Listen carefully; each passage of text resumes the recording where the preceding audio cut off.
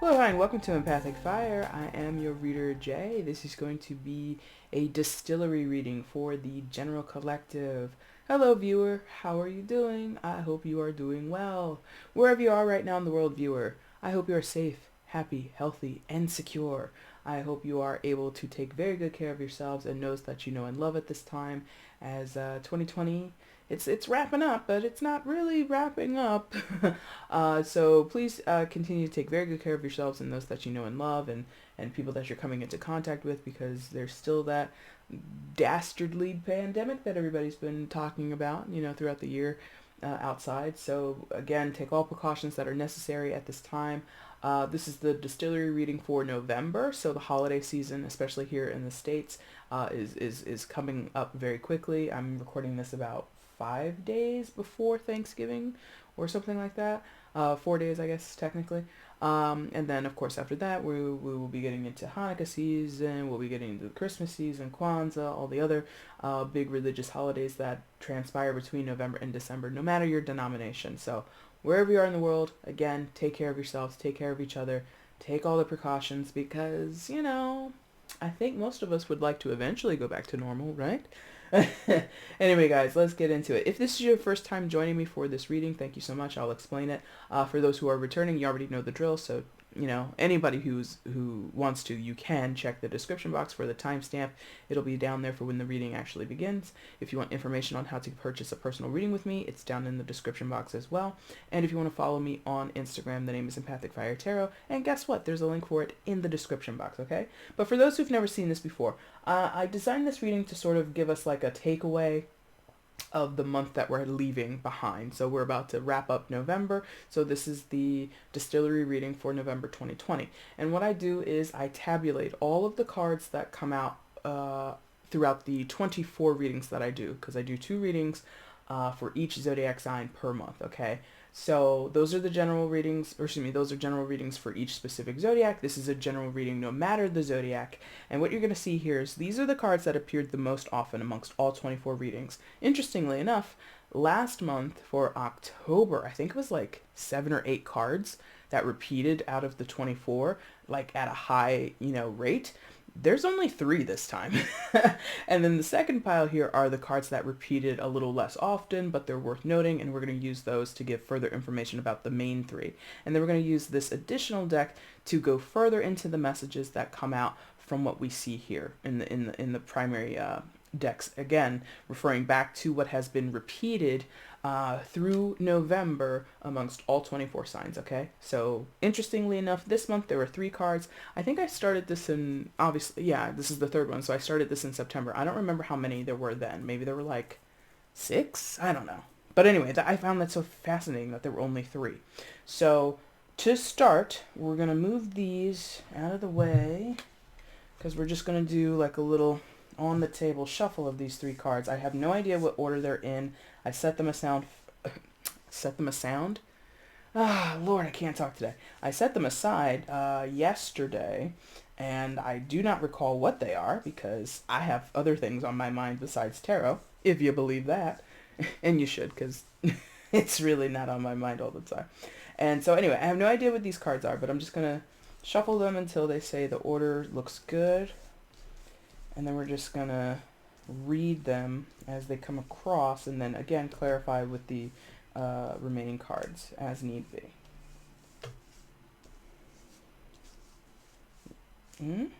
No, they're not satisfied yet. Very interesting.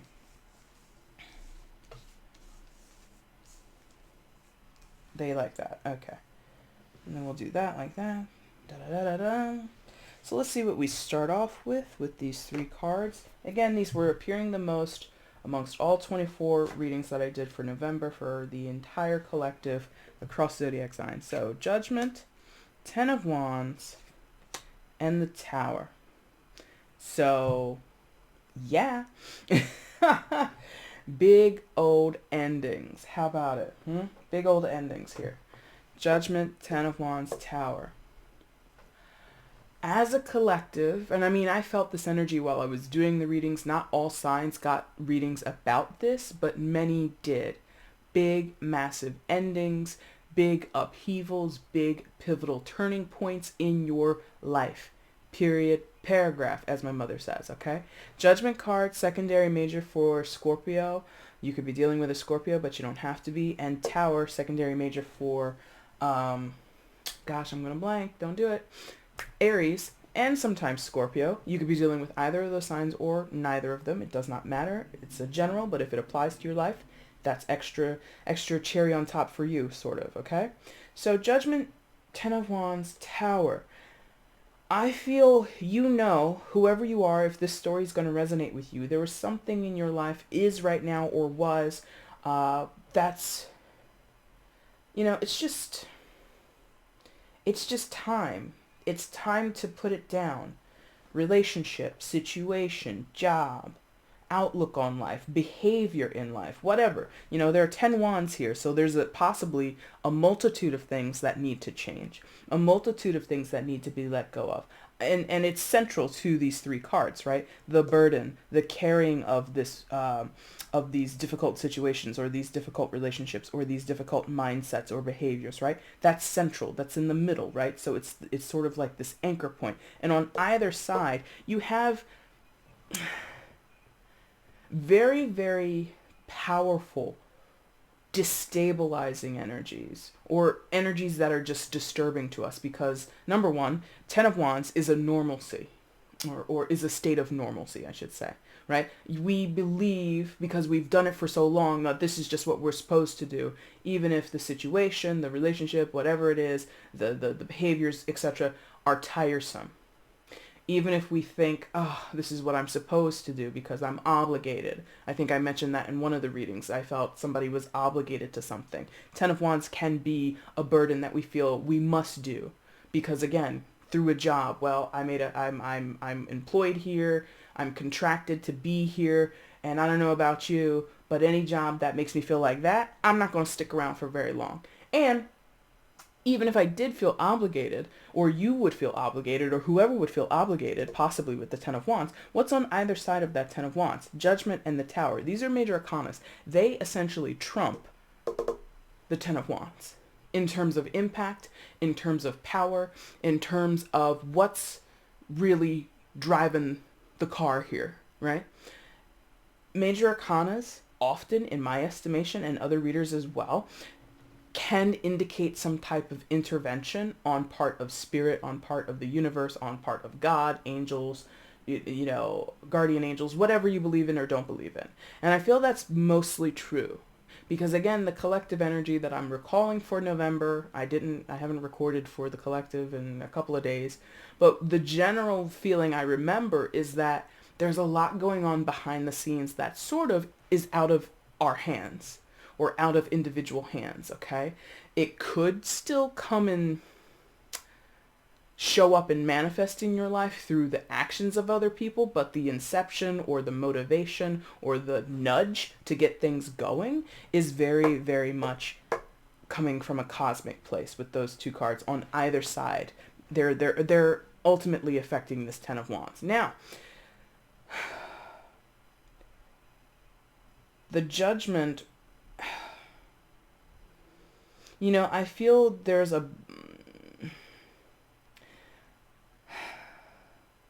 with this Judgment card, and this is the Rider-Waite deck, so it's one of the most iconic, if not most traditional depictions of a tarot deck, even though it's not the oldest. It's iconic again. It's what most people will find if they do a Google search, right? Judgment is giving me this family affair because we've got this woman and a man and a smaller body there in the center. So I'm getting this feeling that many of you are making judgment calls in your family dynamics. It doesn't have to be for everybody. And the judgment can be to let things go, because I feel, judgment is doing one or the other, right? We either finally put something to rest, lay it to rest, lay the burden down, release ourselves from whatever held us back or whatever we feel indebted to, or we revive something. We go back to it, begin it again, or start anew, but we're doing it in a slightly different way, right? So, your story, the specifics. And I think The difficulty is because there are multiple people involved. As much as this is a major arcana and it does have cosmic oversight, there is still the involvement of multiple people. Because even beyond the 3 people that you see in the foreground, down at the bottom, oh, this camera hates me today. You see there are even more people if you look in the distance towards the bottom. So this is possibly extended family, or people that aren't necessarily family, but we consider them as such. So like friends and friend of friends and work friends and all that kind of stuff. And it really feels like it's bittersweet, you know, because this Ten of Wands, you know, the Ten of Wands isn't foolish. The Ten of Wands isn't doing things because someone is stupid or ill-informed or you know, they're making bad choices all the time. No, the Ten of Wands has integrity. The Ten of Wands usually has some type of dignity in it, or at least nobility, like I said, related to this idea of obligation, right? If you have family members, whoever they are to you, close relatives or not, whether you have an astounding and very healthy love relationship or not, there is some attachment here that, when adhered to, again, seems like, feels like, and would be perceived as noble. But it's also involving some level of self-sacrifice or some level of discomfort for one individual. Could be you, viewer, could be someone else you're dealing with. You know, I don't know who you are in this situation. You plug yourself in, right? So a family situation, as much as that provides for us, as much as that stabilizes us in some type of way, is also doing the duty. I shouldn't say doing, I don't know why I'm saying doing the duty, I should say. It's kind of a weird phrasing, but it's providing this role, or it's filling in. Oh, feeling. I'm like, filling in? All right, so it's feeling like a burden. Thank you. So, you know, I don't know your life, viewer, and everything like that, but it really feels like possibly something to do with family and getting together with family, because again, this is for November, so the holidays are coming, and the prospect of reuniting, because again, judgment can be about coming back to it again, can be a burden for someone. The prospect, not with 2020 notwithstanding, the prospect of going to meet with relatives can present quite a burden, can induce some type of high stress level that somebody is just like wanting to bury their head in the sand and ignore. And, you know, if I'm honest, if you needed a year to skip or a reason to not go, 2020 is the reason. But I, you know, and I'm just kind of being facetious with that, or trying to be a little jokey with that, because the Tower is major. You know, it's very, this is all together. This is nothing to shake a stick at. And this particular Tower is super explosive, because I feel in the heart of the situation, there might be a pairing, friends, family, lovers, I don't care who they are. There might be a duo that is super impacted here. They don't have to be romantic partners. They don't have to be on good terms. They could be best of friends. You know, I don't know how these two people, but that's what obviously what's on the card. 2 people are being ejected from this tower as it is struck by lightning, as it catches fire. And, you know, hopefully that's not indicative of any type of, you know, actual physical emergency or what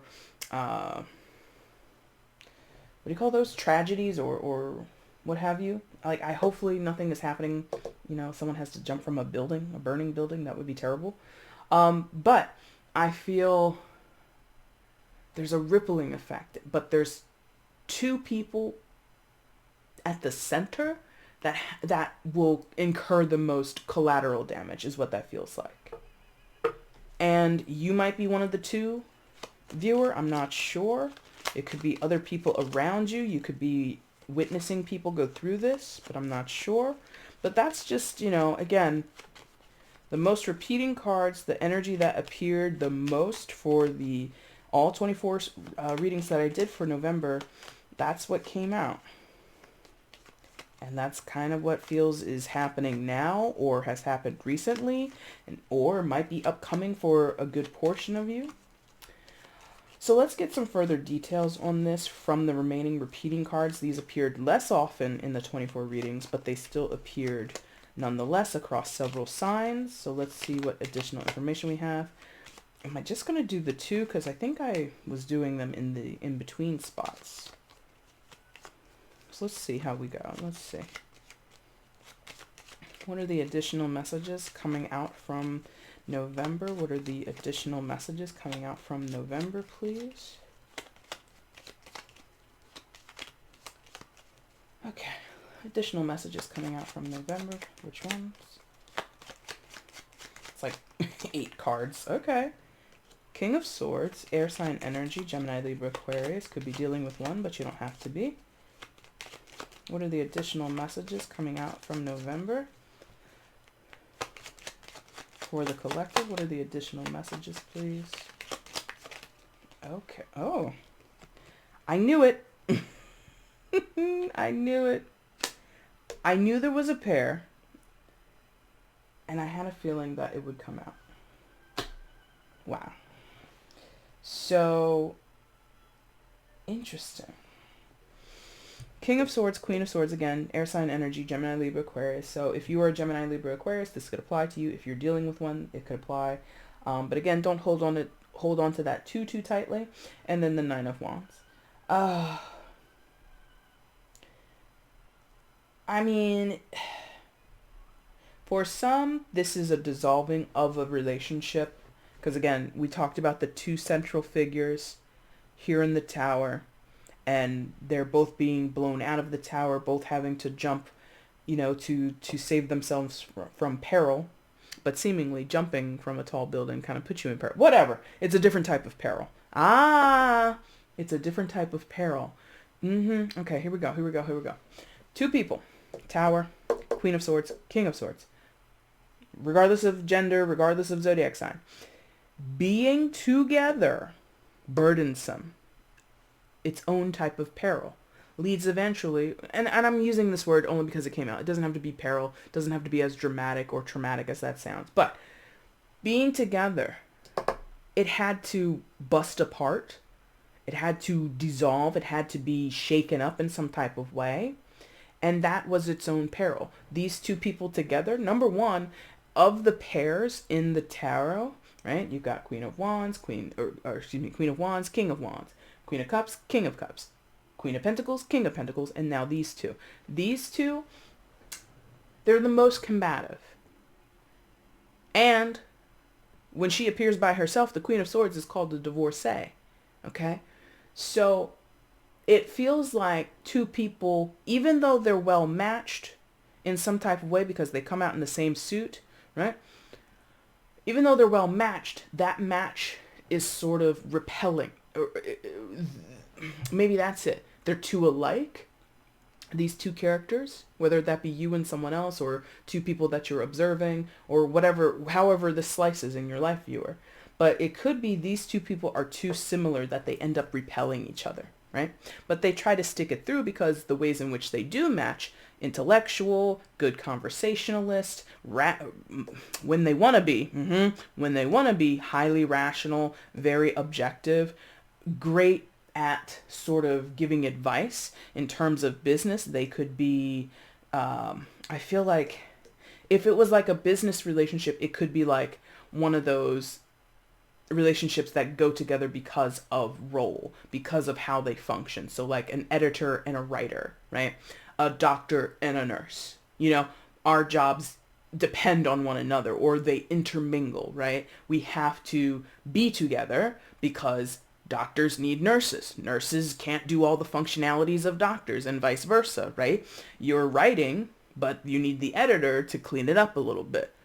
You see what I mean? So these people get together out of functionality, not out of, if this was a romantic relationship, not out of love. No cups on the table. There were cups in that deck. I know, I feel like the Ace of Cups was there. or the Two of Cups. One of those was in there. So there could have been, at some point, a lot of love between these people. But when we get to what we're talking about this month of November 2020, there's not much love to speak of. It's pure functionality. And that becomes a perilous situation, or becomes a situation of peril. If we're doing it just to do it, and there's no real vibe there, there's no real care there, or the care becomes a lesser degree, like if we are talking about a romantic relationship, because I'm pretty sure the Two of Cups could be in that deck over there, or in the remaining of that pile. I feel like it's in there. I feel like the Two of Cups is there. So if this was a Two of Cups situation, it's not any longer. And what do you do with that? You stick with it. Some of us stick with it because of the obligation. Well, we've been together for 48 years. What's the point in rocking the boat now? I mean, that's how many people think. And it doesn't have to be 48 years. It could be 2 years. It could be, 36 years, 22 years. It doesn't matter how long. But that is the perspective some people take. Because I've been doing this for so long, it's all I know how to do. And that creates peril. That creates repulsion. The power of repulsion. We talk about the law of attraction. There's also the power and the law of repulsion as well. Those things coexist in this existence, right? So I see two people well matched. Again, they function well together. You do your thing, I do my thing, and that keeps the well-oiled machine running. But what does that create? Tiresome. Again, tiresome with the Nine of Wands. So Nine of Wands is wounded warrior energy. You stick in the situation, you stick in the fight, you do the job till the job is done, and you try your best not to complain about it. And I said that before about the Ten of Wands, and I would say it again also about the Nine of Wands. There is certain quote unquote nobility, or there's something admirable about sticking it in and sticking it through and riding this until the brakes fall off and doing all that kind of stuff. But again, if we're talking, and it doesn't have to be romantic, I don't know about you, but I love to have love in my other relationships, not just romantic ones. Like with my friends, I love that. I love my friends and I love that they love me. If we were just friends based on functionality, that'd be fucked. No offense to anybody, but I wouldn't enjoy that. But there's zero emotion coming up here in terms of tarot. It's not to say there's zero emotion in the relationship, but in terms of the messaging that we need to take away from November, not a lot of emotion here. We're just doing things based off of functionality, off of practicality, off of possibly what we think is the smartest move. Because that's the other thing about the King and the Queen of Swords. They will do things, they will make calculated decisions for the highest degree of success. Or, again, the most objective thought. So, it could be quite selfish, or at some point along the way, either of these characters or other people, because again, there's more people in the Judgment card than just the three people in the foreground, right? It could be to these two people, this is the smartest decision to make because it affects others. I might have I want to keep saying Wands, I'm sorry. King of Swords or Queen of Swords, either of them might want to say, you know what? I want to make decisions that bode well for me in a subjective way. I want to make myself happy, or I want to pursue this because I think it's the best thing. Going back to this writer and editor thing. The writer, the creative person in the situation, the one who's the quote unquote, the artist, they want to include 15 pages detailing the protagonist having a very cerebral dream. And the editor is like, that does nothing for the plot. It's going to bore the readers, da-da-da-da-da, and I don't even understand what the hell you're saying in that passage anyway, so X those 15 pages. Subjectively, either of these characters is like, but I love that part. It like makes sense to them, it has deep meaning to them, but from the publisher / editor's point of view, it's not going to sell books. So both people realizing at the end of the day, we're supposed to sell books. Forget your feelings, Mary. Forget your feelings, Stephen. Save the 15 pages, frame it on your wall, make it a memento for yourself. But for what we're going to put out to market, we got to get rid of those 15 pages. You see what I mean? That is going to create the law, that's going to create some type of repulsion, or work with repulsion. Because what I'm feeling here is, Interesting. What I'm feeling here is, again, someone becomes tired of doing what is functional. And so they seek to do something that is no longer functional. Or they finally lay down the burden, put their nobility and their or their dignity to the side, or something like that. Just like, you know what? I was doing this for the sake of other people. I was doing this for the sake of my fan base. I was doing this for the sake of the family. I was doing this for whoever, right? I'm now going to act in my own best interest. Now, the thing that I was like, ooh, that was interesting, because I haven't worked with this deck in a long time. The Rider-Waite deck, I put it down for like the better part of a year and I didn't use it at all. So I haven't really noticed this either before or in a long time. Focus, you. Notice. Ah, why won't you focus? You're really on my nerves. There we go. Look at the King of Wands. Or, God, I keep calling him the King of Wands. So I guess fire signs want to be represented. I mean, there is fire here with the wands on the table. But look at the King of Swords up here. 2 birds. And look over here. 1 bird with the Queen of Wands. Now, the masculine energy, because, you know, it's a king, so maybe we're talking about a masculine person. Masculinity does not exclusively belong to men. So take that with a grain of salt. But potentially the masculine person in the central dynamic is wanting to maintain the duo, and the feminine person in the dynamic or in the duo does not want to. It's just a possibility. It doesn't have to be that exclusively, but it's just a possibility. So let's just go. Okay. So for those where it applies, we are looking at, I think I used that word before, dissolvement or dissolving of a relationship. It could be quite explosive with that tower moment up there. Could be very, very, like, I'm also getting contested coming from the 9 of Wands. And if this was, again, the Queen of Wands, or excuse me, God dang it. Fire signs want to be acknowledged. So Aries, Leo, Sagittarius, if you're one of them or you're dealing with one of them, they want to be acknowledged. But the Queen of Swords, I said it earlier, is known when she shows up by herself as a divorcee. She shows up in a pair now. So this could be someone seeking divorce. And that could be what's contested. I've not been in one myself. I've witnessed people go through them, and they can be quite nasty, right? So if it's not copacetic, if it's not agreed upon, if it's not 2 partners who agree to step away, who agree to put an ending to something, it would be contested. 9 of Wands. 9 of Wands is sort of taking a licking and keep on ticking, like that old phrase, that old cliche of standing your ground or what's that called? Oh God, what's that called?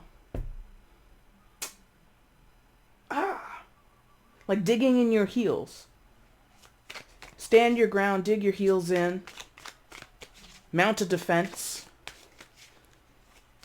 even though you're bruised and battered. Even though you're tired. Interesting. All right, so let's clarify the people, I suppose, because maybe the tower moment also. And I laid these on top of each individual card. They weren't meant to clarify each. If we were to quickly do that, because they're pointing it out to me, because I'm like, why am I talking about this? I didn't even intend these to clarify each individual card. But let's say they did. King of Swords would be the one who wants a revival, who possibly wants the family unit to stick, who wants to see things go back to a certain sense of normal, and or who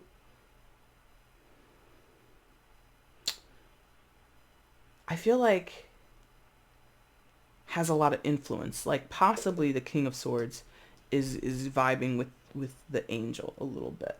And they're not the male partner or person in the ground. They might be the angel. Like they may be the one making contact, doing the phone calls, sending the emails. Pick up is how it feels. Pick up. And if we were to again be clarifying card to card, The Queen of Swords, possibly, does not have to be, could be the one who's like burying the head in the sand, not taking the phone calls, checking those voicemails, left 8 voicemails, what? Slid up in my DMs 4 times, leaving me 15 messages, what? Why? Getting your friends to stop by my house. Hey, King of Swords really wants to talk to you. Tell that guy I'm not trying to talk to him. Right? Very much not in the business.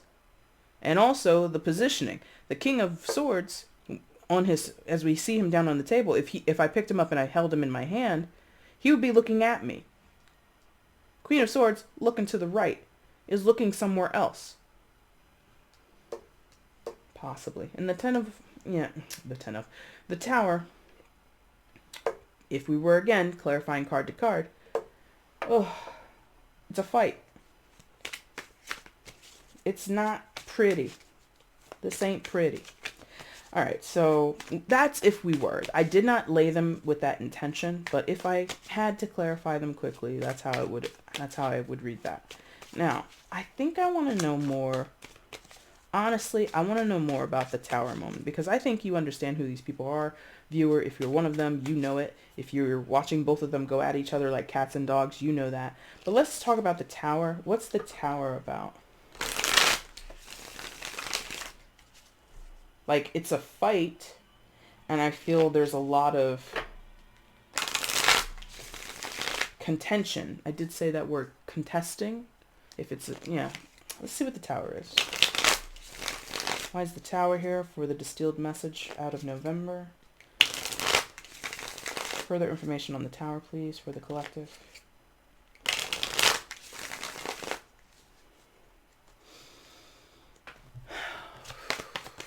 Why is the Tower here?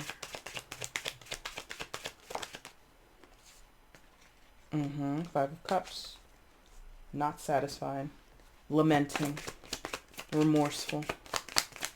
Why is the Tower here?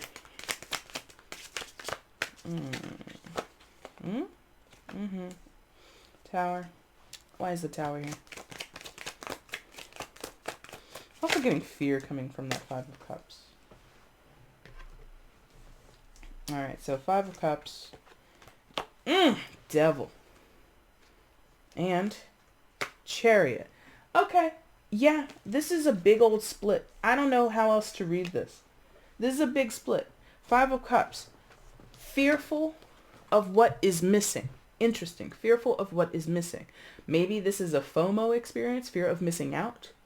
Maybe I'm getting that because of what we're going to talk about with the Devil card. So I feel like somebody here possibly, also because the Devil is there, possibly is tempted by the other.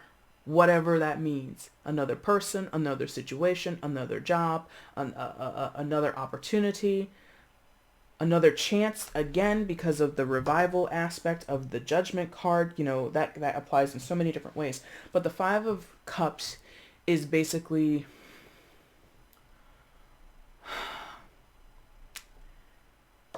missing what isn't there.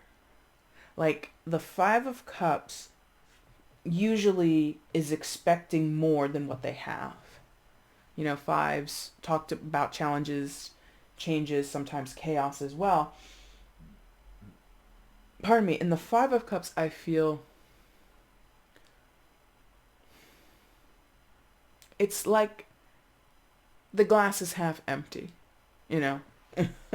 I mean, that's how you're supposed to fill wine glasses anyway. You're not really supposed to fill them to the top, right? But it is this feeling of there's something more that I'm supposed to have. The glass is half empty.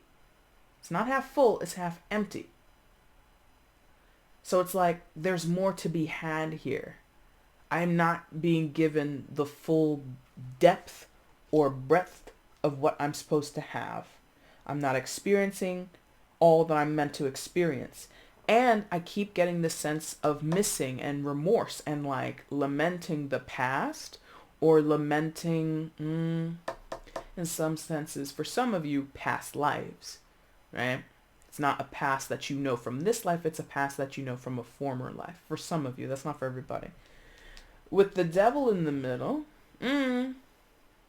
That phrasing is on point. With the devil in the middle, that's major arcana for Capricorn. You could be a Capricorn. There could be a Capricorn in the situation. Does not have to be. But here we go with the obligation thing. You know,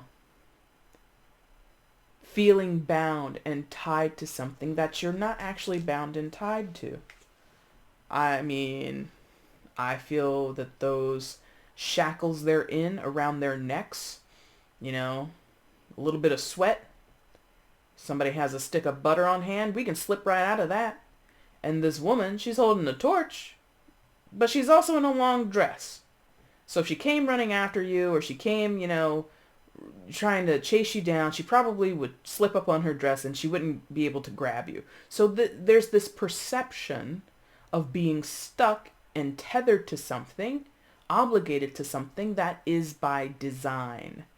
I keep you in a dark place in a dungeon. I'm going to hold this torch. I'm going to put these heavy things around your neck, even though you could slip your head right on through.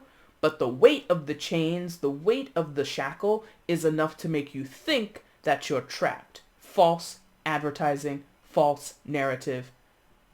Dare I say, fake news. Okay?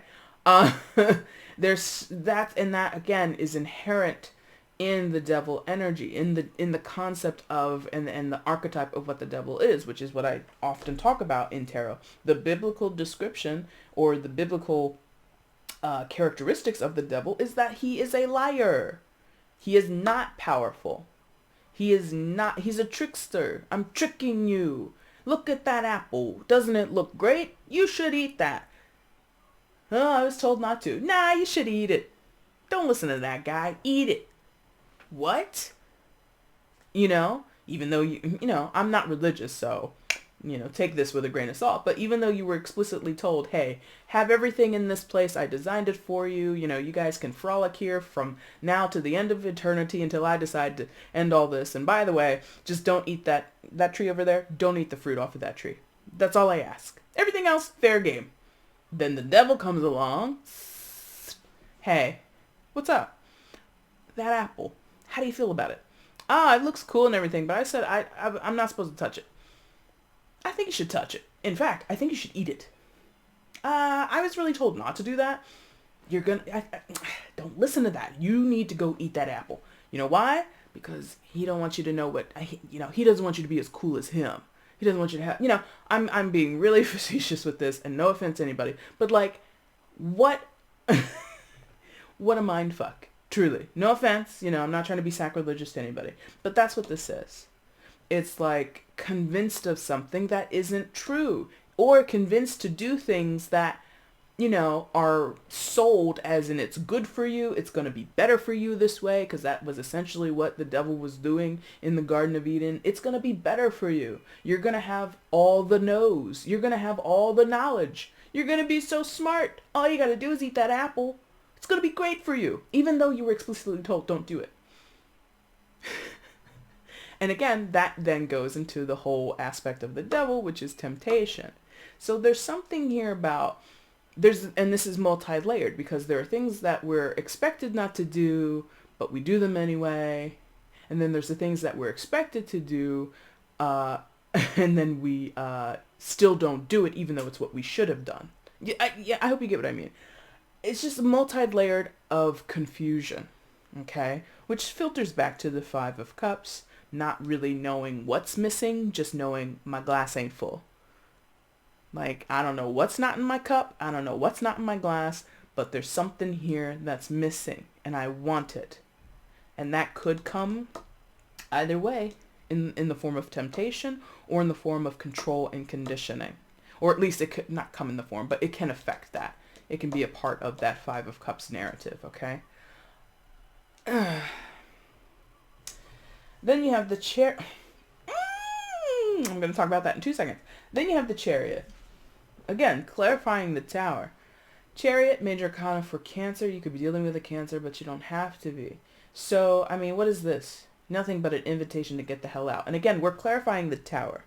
So what is the Tower about? It's about wanting something that's not there, being remorseful of it, missing it, uncertain of how to proceed, or just feeling like you're locked away in a cellar somewhere, which is again confirmed with the devil energy coming out, feeling trapped and bound to something or tempted by something and not really being able to suss out what the truth is because the devil is a liar and a trickster. And then the chariot comes along and is like, hey, jump in this car, get this opportunity, and fly the fuck on out of here. Now, not saying that you or anyone else should be chucking a deuce on your life, but we have discussed it thoroughly. This is an upheaval. This is an ending. This is a turning point. And what happens at the end of a turning point? What happens when we have major upheavals? We gotta get going on a new trajectory, on a new path, on a new journey. We gotta, new destination. Clear the GPS, plug in a new address, and hit start. You understand?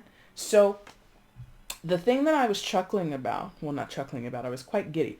There are, for me as the reader, three signals that we're talking about a very pivotal pair of people, and it's karmic. It's karmic. Capricorn energy, karmic.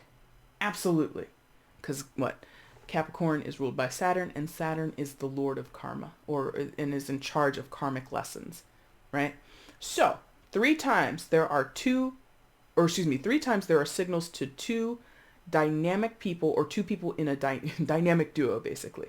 Two people in the Tower card, Queen and King of Swords, and this is the Devil card. This is the Chariot. This is associated with Capricorn. This is associated with Cancer. Capricorn and Cancer are opposite signs to each other. They also cover the dynamic of father and mother archetypes because it's 10th house and 4th house. That's like several different ways to talk about two people in some type of union that, and I crossed them. I didn't mean to because I was looking up in the thing, but I crossed my, like that. But anyway, two people in a union out of utility, out of function. Masculine, feminine, go together. Male, female, go together. Mother, father, go together. Boyfriend, girlfriend, go together. Again, editor, writer, go together. Doctor, nurse, go together. Out of the functionality, the perceived functionality of two people, it is believed that that is the dynamic that needs to go forward. But what have we been talking about this whole time? It ain't going forward. That is a karmic lesson for someone. That just because of duty, obligation, functionality, the idea that I have to do it this way because that's the way it's supposed to be is not popping. There's an exit strategy being designed by a person or the powers that be above, and there is a potential to get away from this. And that's the perception. There's a perception of there is no escape. Devil card again. Bullshit. Devil's a lie. I don't know about you, friends, and I'm not, I don't want to, I hope you're not getting this perception of me that I'm somebody who hates relationships. I love relationships, in fact. I wish I had one right now, but I don't. But regardless, I've been in them before, and let me tell you, I've had them crash and burn and blow up in my face. But I'm not sour to love. That's not my path. I'm not ever going to be sour to it.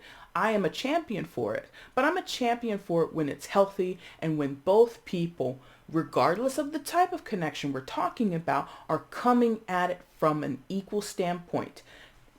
Got people having different perspectives here. Have people having different ideas of what is expected in relationships and what they can provide. Like I said, someone might be very creative. Oh, I want to tell my life story and I want to put this, that, and the other in my book, or this, that, and the other in my manuscript, or this, that, and the other in my music. But the producer, the editor, the person who's going to publish your stuff or promote it is like, nah, we can't do that. It's bad for business. So you have to cut that out.